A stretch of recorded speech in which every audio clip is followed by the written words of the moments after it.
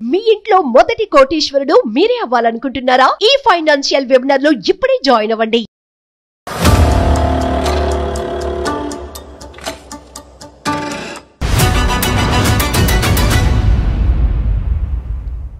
అందమైన జీవితం కార్యక్రమానికి స్వాగతం. నమస్తే కళ్యాణ్ గారు. మరి మన ఎపిసోడ్ లోకి వెళ్ళిపోదామండి. చిన్న పిల్లలేనండి. అదే ఎట్లా అంటే ప్రేమించుకుంటున్నారు, వాళ్ళ మధ్య ఉన్న ఒక చిన్న ఇష్యూ, కానీ చాలా కొత్తగా అనిపించింది. ఒకసారి మరి మాట్లాడేద్దామండి. తప్పకుండా జయ గారు.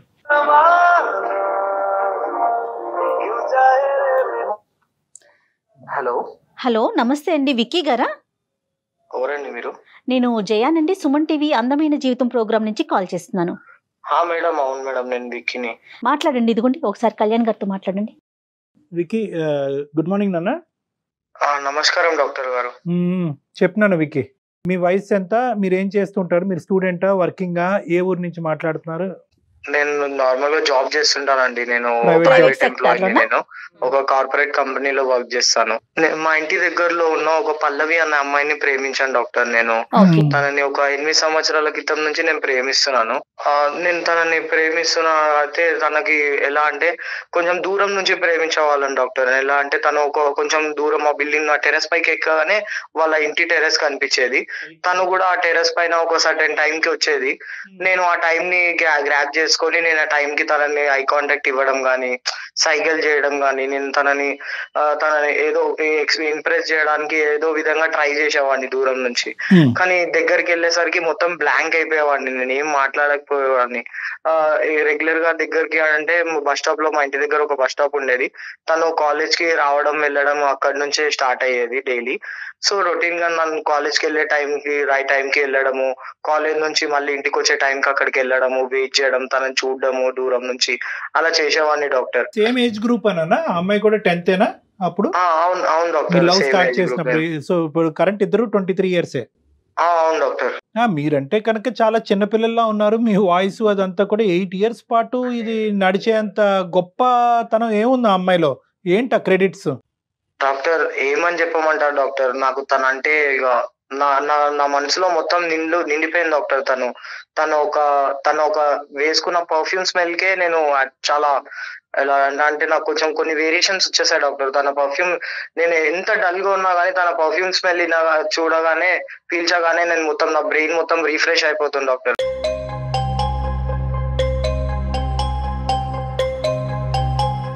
కాదు, పర్ఫ్యూమ్ స్మెల్ వచ్చేంత దగ్గరికి వెళ్ళావా?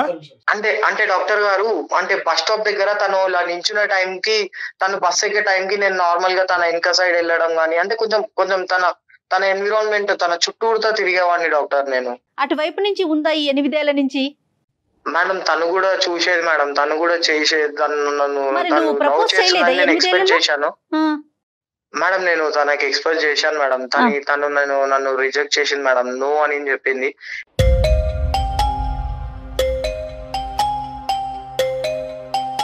ఎందుకని నో చెప్పిన దానికి కారణం ఏం తెలియదు అని చెప్పట్లేదు మేడం నాకు.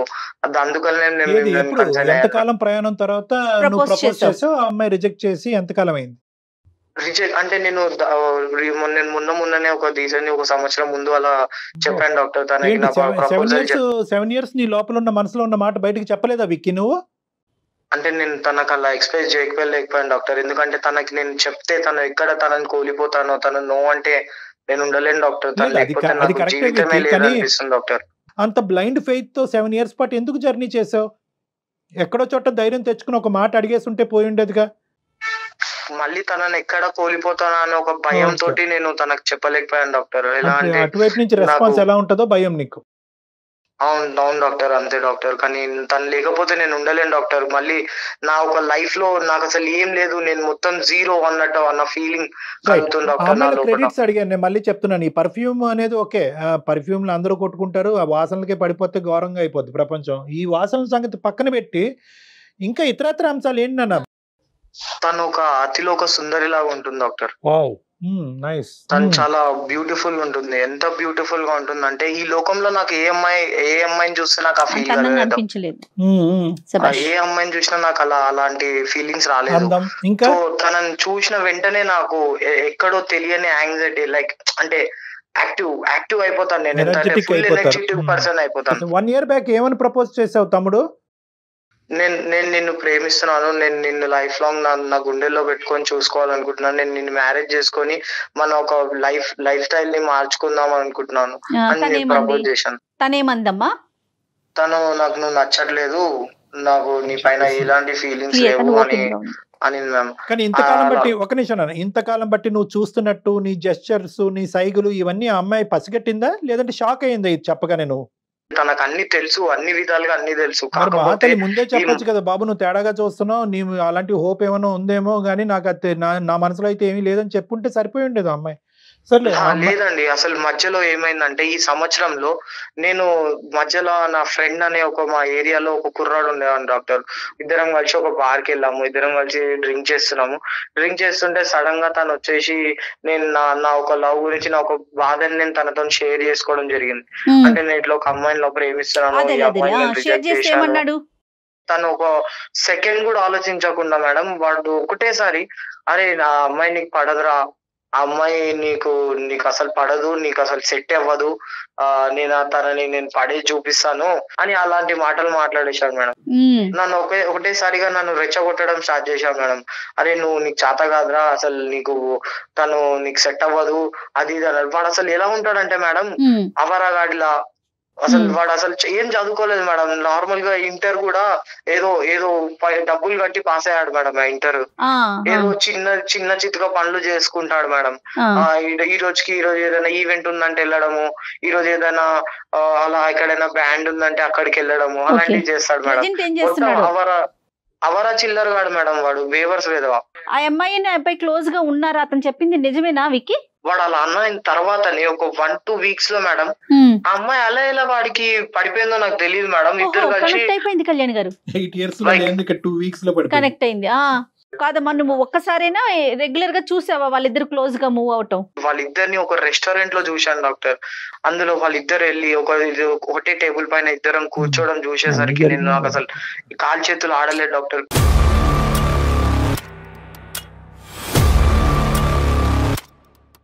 వాళ్ళిద్దరు మాట్లాడుకునే డిస్కషన్ డాక్టర్. వాడేమో నువ్వు నా గుండెల్లో ఉన్నావు, నేను నిన్ను మొత్తం నరాలు నింపేసుకున్నాను, అలాంటి మాటలు వినాగానే నాకు మొత్తం ఒళ్ళంతా కంపరెక్కిపోయింది డాక్టర్.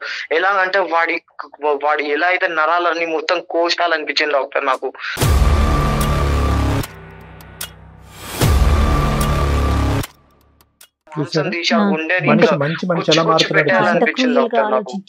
మారిపోతున్నాడు మనిషి.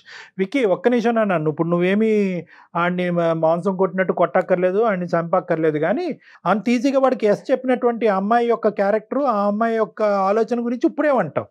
అలా ఇలా జస్టిస్ చేయగలుగుతాను డాక్టర్ నేను. అంటే ఇప్పటికి ఓకే, ఇంకా అమ్మాయిని ఓకే సరే, భ్రమలో ఉన్నావా ఏం నాన్న? వాస్తవంలోకి రా.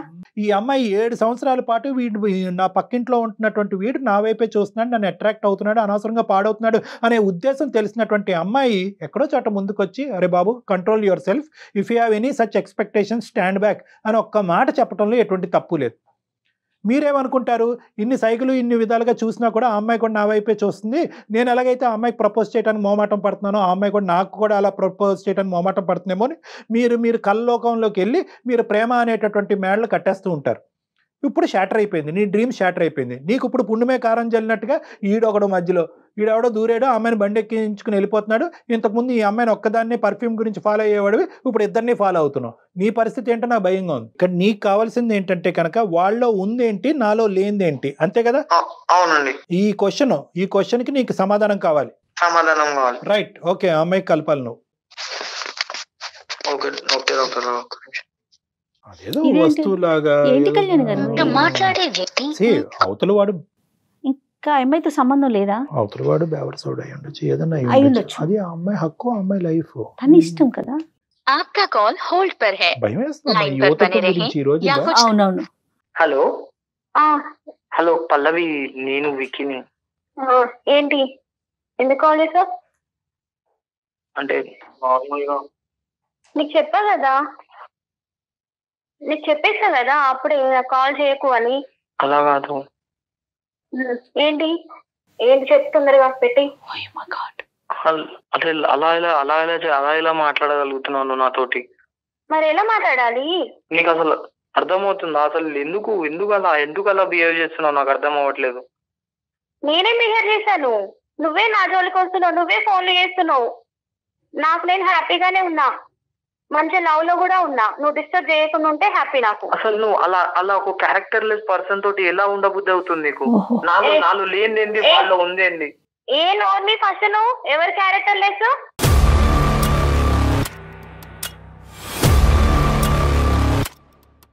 క్యారెక్టర్ డిసైడ్ చేయడానికి నువ్వెవరు? నా ఇష్టం, నా లైఫ్. అరే నీ లైఫ్ అని అంటున్నావు. నీ లైఫ్ లో వాడు మోసం చేస్తే ఏం చేస్తావు? నాకు తెలీదా? నేను చదువుకోలేదా? ఏం చదువుకున్నావు? ఇదే నాలెడ్జ్. చదువుకున్నాడు గిఫ్ట్లకి చాక్లెట్లకి పడిపోవడం. నేనేం చిన్నపిల్లని కాదు, నాకు తెలుసు ఎవరు ఎట్లా బిహేవ్ చేస్తారు. హలో హలో నమస్తే అమ్మా. విక్కీ, నువ్వు అసలు తనకి చెప్పలేదమ్మా మేము లైన్ లో ఉన్నామని. అమ్మా, నేను జయాని, సుమన్ టీవీ అందమైన జీవితం ప్రోగ్రామ్ నుంచి మాట్లాడుతున్నాను. నాతో పాటు డాక్టర్ కళ్యాణ్ చక్రవర్తి గారు కూడా ఉన్నారు. విక్కీ నీ మీద ఉన్న అపారమైన ప్రేమతో ఏం చెయ్యాలో తెలియక తనని తాను చంపేసుకోవటానికి రెడీ అయ్యి చివరి దశలో మాకు మెయిల్ చేశాడమ్మా ఒకసారి నీతో మాట్లాడమని. ఎవరు? తనకి ఇవ్వండి ఫోన్. ఎవరు మీరంతా అసలు? విక్కీ లైన్ లోనే ఉన్నాడు. నేను లైన్ లోనే ఉన్నాను. ఎవరు వాళ్ళంతా? ఏం చేస్తున్నావు నువ్వు? అసలు ఏం చేద్దాం అనుకుంటున్నావు? నీకు అసలు మతే లేదు కదా.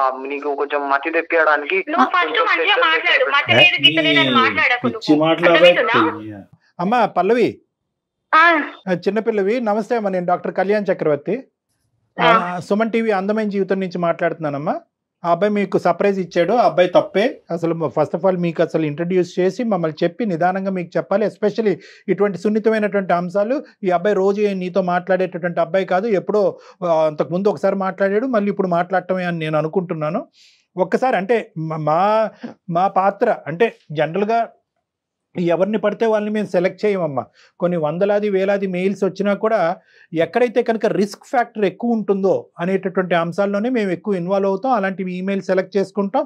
అలాంటివి ఎందుకంటే ఈ అబ్బాయి అంత ఇదిగా ఓన్ చేసేసుకుని నీకు ఒక శిలా విగ్రహం పెట్టి పూజించడం ఒకటే తక్కువ అనమాట. ఆ స్థాయిలో ఈ అబ్బాయి 8 సంవత్సరాల పాటు ప్రేమించి ఈరోజు ఒక భయంకరమైనటువంటి పరిస్థితిలో ఒక తాగుబోతయ్యి ఉద్యోగం, సరైనటువంటి ఉద్యోగం ఉన్నా కూడా ఇంటిల్లపాది అందరినీ ఇబ్బంది పెడుతూ నేను బ్రతకుండాలా చచ్చిపోవాలా, వాడెవడో నా స్థానంలో దూరటం ఏంటి, ఈ అమ్మాయి వాడిని ప్రేమించటం ఏంటి, నాకు లేనటువంటి అర్హత, వాడుకున్న అర్హత ఏంటి, ఇలాంటి రకరకాల ప్రశ్నలతో అతను ఏమైనా చేసుకుని ఎవరినన్నా ఏమైనా చేస్తాడేమో అనే భయంతో మేము ఈ రోజు కాల్ చేయడం జరిగిందమ్మా. లేదంటే నీ ప్రైవేట్ టైం డిస్టర్బ్ చేసే ఉద్దేశం మాకు ఆవగించేంత కూడా లేదు. మీరు కూడా ఏంటి అలా మాట్లాడతారు? ఏంటమ్మా నేనేం నాకు నచ్చాడు ఆ అబ్బాయి.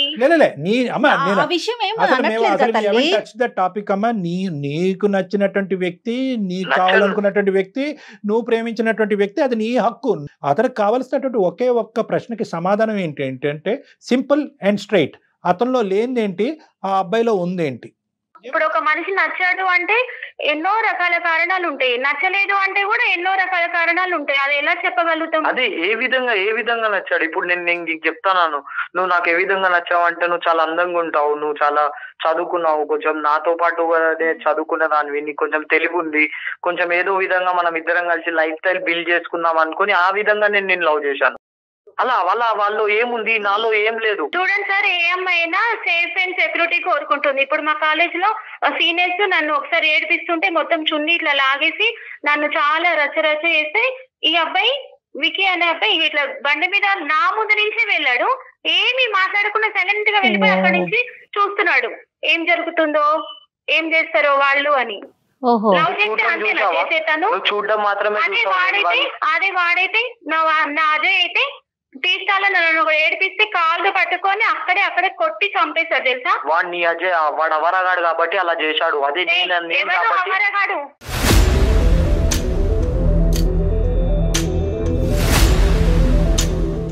నువ్వు అన్నావు కదా వాడిని ఏం చూసుకొని నీ అజయ్ అంటున్నావు. అరే నాది నువ్వు ఎందుకు ఆవారగాడని అంటున్నావు? నువ్వు డిసైడ్ అయిపోతావు ఏంటి ఆవారగాడని? అంటే ఆ రోజు నీ చున్నీ లాగినప్పుడు వాళ్ళిద్దరిని ఇతను వెళ్ళి చావగొడితే కనుక ఈ రోజు విక్కీతో నువ్వు ప్రయాణం చేసి ఉండేదానివా? అంతే కదా, ఏ అమ్మాయినా సేఫ్ అండ్ సెక్యూరిటీ కోరుకుంటుంది కదా. ఇప్పుడు కూడా అబ్బాయి ఏమి చేయలేకపోయాడు. లవ్ చేస్తున్నా అంటున్నాడు. 8 ఏళ్ల నుంచి నన్ను చూస్తున్నాడు. ఒకటే స్కూలు, ఒకటే ఏరియా మాది.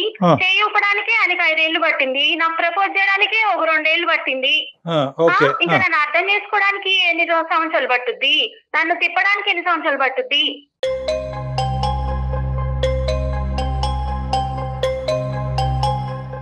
ఇంకా ఏంటమ్మా, పోనీ ఈ అబ్బాయిలో నచ్చినటువంటిది ఒక్కటి చెప్పు తల్లి, పుణ్యం ఉంటది.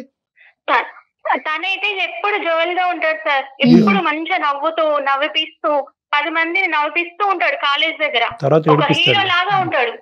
అతను సిగరెట్ కాలిస్తే అసలు ఎలా ఊతాడంటే రింగులుగా ఊతాడు సార్. సినిమాలో హీరో అలా చేస్తే మనం క్లాస్ కొట్టి విజులు వేయమా? ఏంటమ్మా రియల్ గా హీరో చేస్తే ఎందుకు ఆయన జీర్ణించుకోలేకపోతున్నాడు?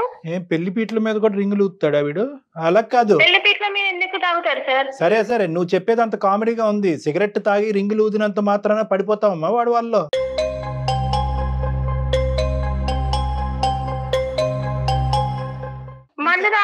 మందు తాగుతాడు అని మాట్లాడతారు. మందు తాగితే ఏంటి సార్, తప్పేముంది? అయ్యా మందు ఇప్పుడు అంతా ఫ్యాషన్ అయిపోయింది కదా, అందరూ అసలు తాగకపోతేనే తప్పు ఈ రోజుల్లో అబ్బాయిలు.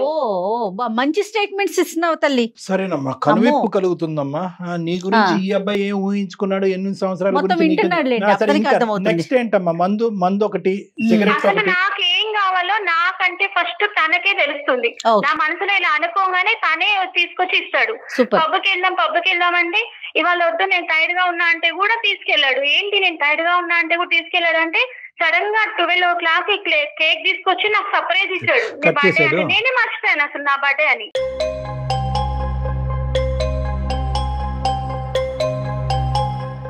అంతే కదా సార్. ఇప్పుడు మా అమ్మ వాళ్ళని కూడా ఇంట్రడ్యూస్ చేసుకున్నాడు. తనే ఇంటికి వచ్చి నేను అమ్మాయిని లవ్ చేస్తున్నా అని చెప్పాడు. మంచిగా ఇంట్రడ్యూస్ చేసుకున్నాడు. మా ఇంట్లో వాళ్ళు కూడా అబ్బాయి నీకు ఎక్కడ దొరికాడు, ఎంత బాగున్నాడు, ఎంత క్యూట్ గా మాట్లాడుతున్నాడు అని అన్నారు. తెలుసా ఏం చేస్తున్నాడమ్మా ఇప్పుడు అతను? ఏమన్నా పని చేస్తున్నాడు తల్లి? నీ చుట్టూ తిరిగి నిన్ను సాటిస్ఫై చేయటమేనా అన్ని విషయాల్లో? జాబ్ జాయిన్ అయ్యాడు కదా, అంతకు ముందు లేదు. అంతకుముందు లేకుంటే జాయిన్ అయ్యాడు. తనకు వచ్చిన శాలరీ కూడా నాకే రింగ్ తీసుకొచ్చి ఇచ్చాడు, ఫస్ట్ మంత్ శాలరీ అని. ఈ రింగ్ ఓకే. ఆ రింగుల గురించి చెప్పావా? సిగరెట్ తో పాటు రింగులు ఊతాడు అనేది మీ పేరెంట్స్ చెప్పావా? తెలుసు. ఏమేమి తప్పేముంది అందులో?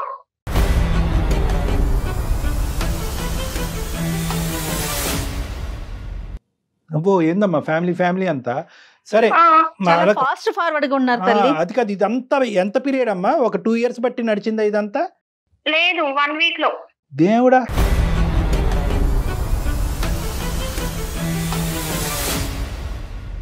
ముందు రోజు వచ్చి చూసాడు, జస్ట్ ఇట్లా హాయ్ చెప్పాడు, హాయ్ అన్నా.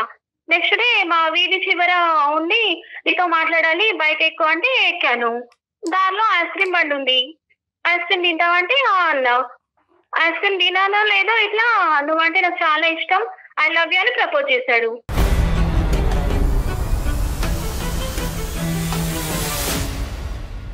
కంగ్రాచులేషన్స్, నువ్వు బ్రతికి బయటపడ్డావు, కొత్త జీవితాన్ని మొదలు పెట్టుకో. కంగ్రాచులేషన్స్. ఏంటి మీరు అలా మాట్లాడుతున్నారు?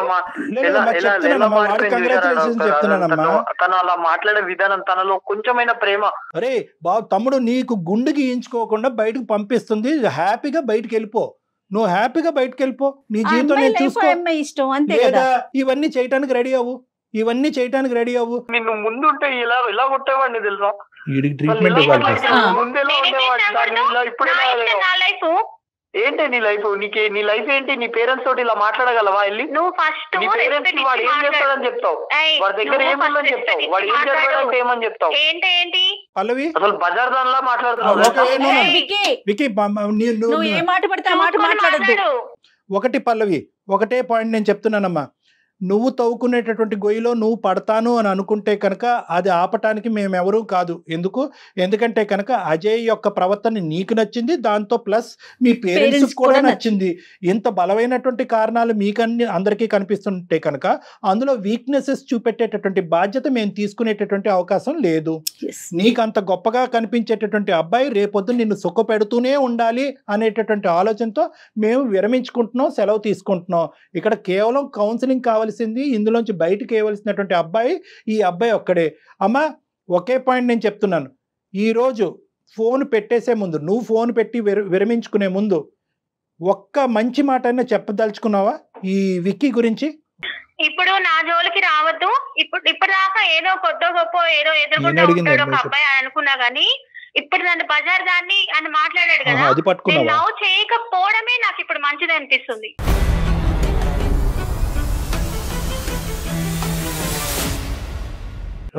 ఇప్పటిదాకా నేను మాట్లాడింది కూడా నాకు ఇదంతా టైం వేస్ట్. అసలు ఇంకెప్పుడు నాకు కాల్ చేయొద్దని చెప్పండి, డిస్టర్బ్ చేయొద్దని చెప్పండి. సరే, నువ్వు ఆల్ ది బెస్ట్, జాగ్రత్త అమ్మా, నువ్వు నీ జీవితాన్ని కాపాడుకో, మేమేం చేయలేం నీ జీవితాన్ని. విక్కీ విన్నావా? ఇప్పుడు ఇన్ని రోజులు దూరంగా చూసుకున్నావు, కనీసం ఇప్పుడు విన్నావా అమ్మాయి మనస్తత్వం ఏంటి, తన మాట తీరేంటి, ఆ అమ్మాయి అసలు ఏం కోరుకుంటోంది?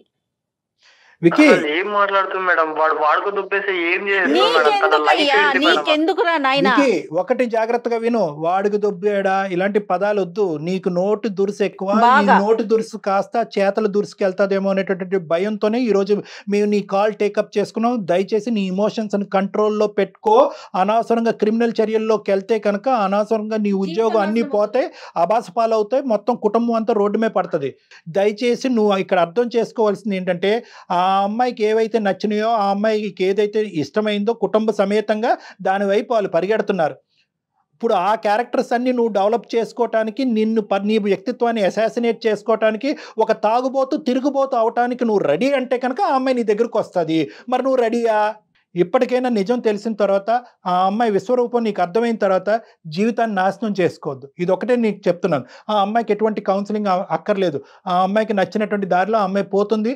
ఆ అమ్మాయి తల ఎక్కడో గుద్దుకుంటుంది, తల బొడుపు కడుతుంది, కుటుంబం అంతా బాధపడతారు. అలా జరగకూడదని మనం కోరుకుందాం. కానీ నువ్వు మాత్రం దయచేసి ఇది ఇక్కడితో ఆపేసేయాలి. నువ్వు ఇప్పటికే చాలా దారి తప్పావు, అలవాట్లు లేనటువంటి అలవాట్లు చేసుకుంటున్నావు, తాగుబోతాడు అయ్యో, రేపొద్దున ఉద్యోగం పోవచ్చు, ఏదైనా యాక్సిడెంట్ జరగచ్చు, లేదంటే నువ్వు తాగినటువంటి మత్తులో వాళ్ళిద్దరి మీద ఏదైనా ప్రయోగించవచ్చు, ఏదైనా జరగచ్చు, జైల్లో ఎండ్ అవ్వచ్చు. అమ్మాయి కోరుకుని వచ్చి ఏమండి నా జీవితం ఇలా చిక్కుముళ్ళలో పడింది, ఆడెవడో తాగుబోతాడు నాకు తగులుకున్నాడంటే కనుక ఆ అమ్మాయికి మనం హెల్ప్ చేయొచ్చు. ఆడు తాగితేనే నేను సెలబ్రేషన్ చేసుకుంటాననేటటువంటి ఇటువంటి అమ్మాయిలకి మేమేం చేయగలం, వాళ్ళ తల్లిదండ్రులు ఏం చేయగలరు? అయినా కానీ వాళ్ళందరూ ఒకే పడవలో ప్రయాణం చేస్తారు. వెళ్ళి ఇప్పటికైనా కూడా ఈరోజు మంచి రోజు, శుభసూచకం. నీ జీవితంలో ఒక కొత్తదనం. బహుశా ఏంటంటే ఈ విధంగా నీకు ఎవరు చెప్పలేదు, నీకు కనువిప్పు కలిగించలేదు, ఆ అమ్మాయే ప్రపంచం అని చెప్పి గుడ్డిగా వెళ్ళిపోతున్నావు, నీ జీవితాన్ని సర్వనాశనం చేసుకుంటున్నావు. ఈ రోజు నుంచి ఆ అమ్మాయి యొక్క ఆలోచన, ఆ అమ్మాయి యొక్క ప్రేమని డిలీట్ చేయి. ఓకేనా? ఒక కొత్త జీవితాన్ని ప్రారంభించు. స్ట్రాంగ్ గా ఉండు. నీకు సరిపోకపోతే కనుక ఒకప్పుడు నేను చెప్పినటువంటి మాటల వల్ల నీకు ఇంకా ఒక విధమైనటువంటి అండర్స్టాండింగ్ రాకపోతే ఒకసారి వచ్చి కలు, లేదంటే మన ఇద్దరం మళ్ళీ ఒకసారి కూర్చొని మాట్లాడుకుందాం. ఓకేనా? బాయ్ నాన్న, ఆల్ ద బెస్ట్. ఇలాంటి అబ్బాయిలు ఉంటారు ప్రపంచంలో. ఇలాంటి అబ్బాయిలు నచ్చట్లేదు మేడం, నచ్చట్లేదు. ఇప్పుడు ఈ అబ్బాయి నిజంగా అదృష్టవంతుడు. మనకు కాల్ చేసి అసలైనటువంటి ఇది చూసాడు ఆ అమ్మాయిలో. అవును. అందుకే అసలు ప్రయారిటీ ప్రకారం ముందు తీసుకొని మీ ముందు పెట్టాలని చెప్పేసి ఎపిసోడ్ అండి. రైట్ కళ్యాణి గారు, నమస్తే. నమస్తే జగన్. సుమన్ టీవీలో మీ పర్సనల్ అండ్ బిజినెస్ ప్రమోషన్స్ కోసం కింది నెంబర్కి కాంటాక్ట్ చేయండి.